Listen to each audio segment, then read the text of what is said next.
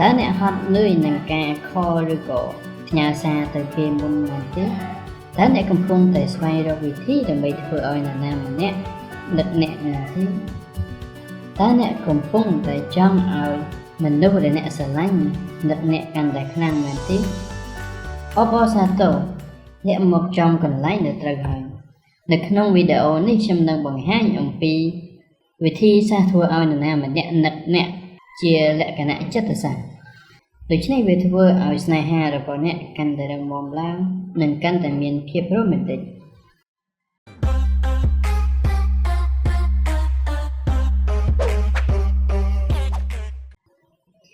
នេះគឺជា10យ៉ាងដែលលោកអ្នកអាចធ្វើឲ្យនរណាម្នាក់នឹកអ្នកចំណុចទី1អនុញ្ញាតឲ្យខ្លួនរបស់អ្នកត្រូវបាននឹកផ្អាកទំនាក់ទំនងលើ Facebook នៅលើការផ្ញើសារឬក៏ការខលឬក៏ការជជែកនិយាយគ្នាមួយរយៈអ្នកចំណាយពេលទំនាក់ទំនងជាមួយគាត់កាន់តែតិចគាត់នឹងកាន់តែនឹកអ្នកជាលក្ខណៈចិត្តសាស្ត្រចិត្តរបស់យើងចង់បានអ្វីដែលយើងមិនមាន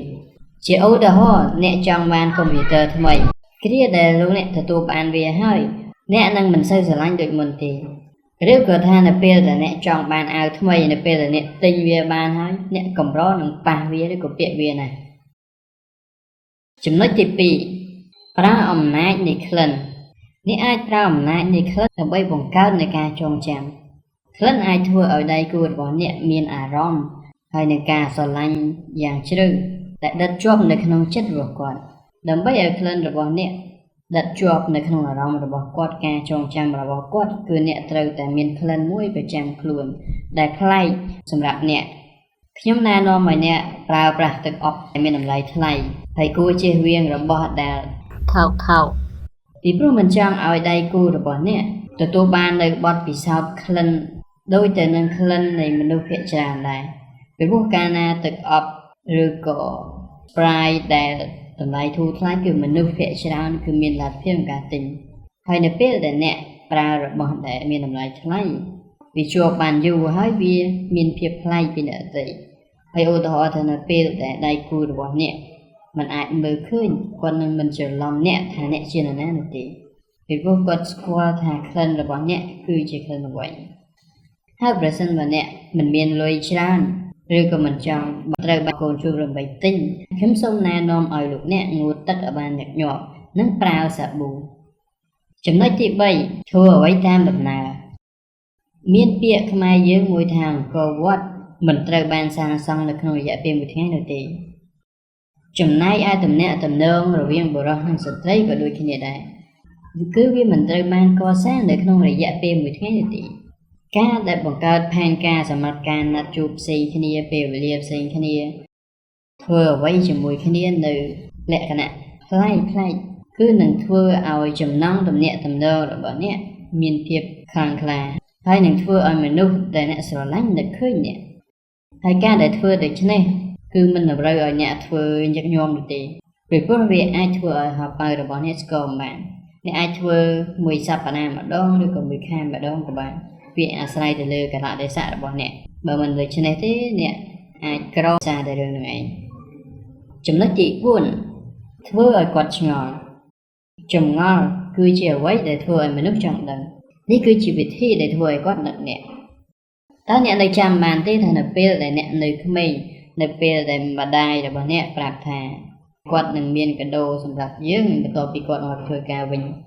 នៅពេលនោះអ្នកតែងតែគិតថាតើគាត់នឹងមានកាដូអីណាដើម្បីឲ្យយើងតែគាត់ទិញឡានឲ្យយើងដឹងគាត់ទិញផ្ទះជួលឲ្យយើងដឹងគាត់ទិញកូនខ្លាឃ្មុំឲ្យយើងដឹងគឺយើងបានគិតរួចទៅហើយនៅអ្វីដែលគាត់នឹងអាចទិញឲ្យយើងអ្នកអាចប្រើយុទ្ធសាស្ត្រដូចគ្នានេះជាមួយនឹងទំនាក់ទំនងនៅពេលដែលគាត់ដឹងអំពីអ្នកកាន់តែច្រើនភាពរ៉ូមែនទិកនឹងកាន់តែតិចដូច្នេះធ្វើជាមនុស្សដែលមានអាចកំបាំងបន្តិចដើម្បីឲ្យគាត់ចង់ដឹងកាន់តែខ្លាំងចំណុចទី5ផ្ញើរូបឲ្យពួកគេឃើញបើសិនបើអ្នកឃ្លាតឆ្ងាយពីគ្នារយៈពេលយូរការដែលផ្ញើរូបឲ្យគាត់ឃើញវានឹងរំលឹកឲ្យឃើញថានៅពេលដែលគាត់នៅក្បែរអ្នកគឺគាត់មានអារម្មណ៍យ៉ាងម៉េចធ្វើឲ្យគាត់មានអារម្មណ៍តបមកគាត់នឹងនឹកអ្នក ឧទាហរណ៍ដូចជានៅពេលដែលអ្នកឧទាហរណ៍ដូចជាទៅពេលដែលអ្នកដើរលេងជាមួយនឹងមិត្តភក្តិរបស់អ្នកអាចថតរូបហើយផ្ញើទៅឲ្យគាត់ហើយកុំភ្លេចញញឹមផងដើម្បីបង្ហាញអំពីអារម្មណ៍របស់អ្នកអំពីអធិពលរបស់អ្នក 6 ហូបរូបសบายនៅលើបណ្ដាញសង្គមដើម្បីអនុញ្ញាតឲ្យគាត់ដឹងថាអ្នកកំពុងតែមានភាពរីករាយហើយគាត់កំពុងតែខកខាននៅក្នុងការចូលរួមនៅភាពរីករាយនេះជាមួយគាត់ដូច្នេះធ្វើឲ្យគាត់មានអារម្មណ៍ចង់រីករាយជាមួយនឹងអ្នកចំណុចទី 7 ត្រូវមានភាពឯករាជ្យនិងទំនុកចិត្តទៅលើខ្លួនឯងគ្មានអ្វីសិចស៊ី